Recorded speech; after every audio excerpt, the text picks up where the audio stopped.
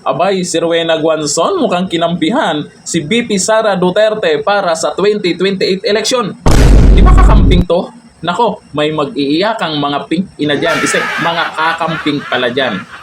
Sa issue kasi ngayon, tungkol sa corruption, pagdating ng 2028 election, ang magiging issue dito, corruption. Kung sino yung hindi corrupt. Di ba? Tatakbo si Tamba bilang presidente daw, di ba?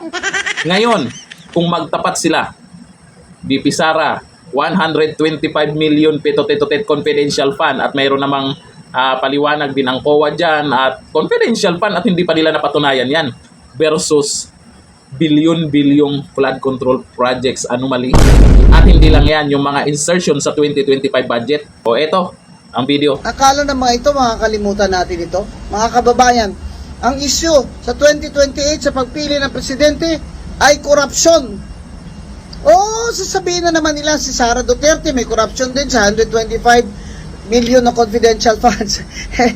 Hindi nyo pa yan napapatunayan at contrary pa dyan ang statement o report ng Commission on Audit na hindi pa sila final dyan sa confidential fund, pero itong kay Diskaya, billion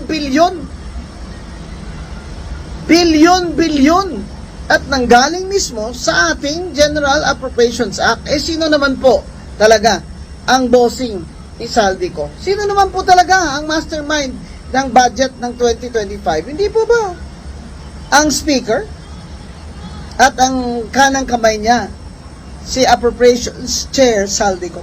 Kaya tama po sabi ni BBM, clean your house first. Sabi nila, si Diskaya, nagsisinungaling yan. Itong mga congressman na may malis, ha? Pati ba naman yung notaryo ay pupunahin nyo pa? Grabe kayo. Para lang mahanapon nyo ng butas si Diskaya. Pwede hanapin nyo yung attorney Ray Sigobiense na yan. Dahil sigurado ako, kilalang abogado yan. Hindi po yan fly by night, may opisina po yan. At yung notaryo niya ay hindi po expired. Alam ko po yon dahil pinahanap ko kung kailan ang expiry. Paalala ha, kakamping yan, hindi po Duterte supporters yan. Habang palapit na yung 2028, may mga magtatalunan yan. May mga supporters na kakamping yan si Atty. Rowena Guanzon. At isa pa ha, balita ko kay Mike Abi nakaraan. Diba? May kaibigan kasi ako na taga-kabila, 1530 vlogger din. Na talagang bilib na bilib dito kay Mike Abi. Pinagyayabang pa niya na ito, ganito, pakpak, ganon. Paano yan? Si Mike Abi ay nagsalita din. At on live, tungkol sa corruption, sabay resign. Tameme na naman yung 1530 vlogger na yun. Tameme na naman. Anong gagawin nyo? Yung iba kasi, hirap na silang ipagtanggol si Dunyor.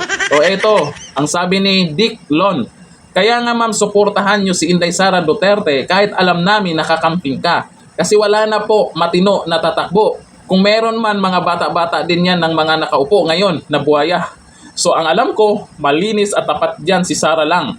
Kung ayaw nyo po sa tatay noon, pero at least ayos ang Pilipinas noon, madam. So anak naman to, so sana give Sara chance na umupo. Kasi kung sila lang umupo, ganun pa din yan. Then takbo po kayo, senador, madam, sa slate ni Sara and we will support you. Pwede, no? Alam nyo si Atty. Rowena Guanzon, pag tumakbong senador yan, sigurado ako mananalo yan. Sabi ni Cathy Genelia, tama pala talaga ang sinasabi ni Inday Sara. 2 tao lang daw ang may hawak ng pera, si Ko at Martin. Ang linaw ng pagkakasabi niya sa interview niya. Diba nakaraan, yung iba hindi naniniwala kay VP Sara. Yung sinasabi na 2 lang may hawak ng budget na yan. Pero nung lumipas yung panahon, ilang buwan lang, ay mukhang nagkatotoo na. Eto na, yung sinabi ni VP Sara ay kusa ng sinagot ng pagkakataon. Na maisip ng mga tao na nakapanood sa video na yon, totoo pala ang sinabi ni VP Sara. Diba? Sabi ni G. Carrido, weak nga kasi sabi ni former president, hanggang iyak na lang.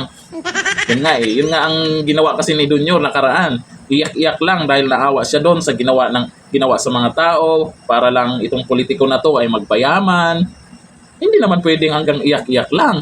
Bilang Pangulo ng Pilipinas, dapat may gawin ka dyan. Bilyon ang confidential mo, malamang alam mo kung anong nangyayari at sino yung buhaya dyan.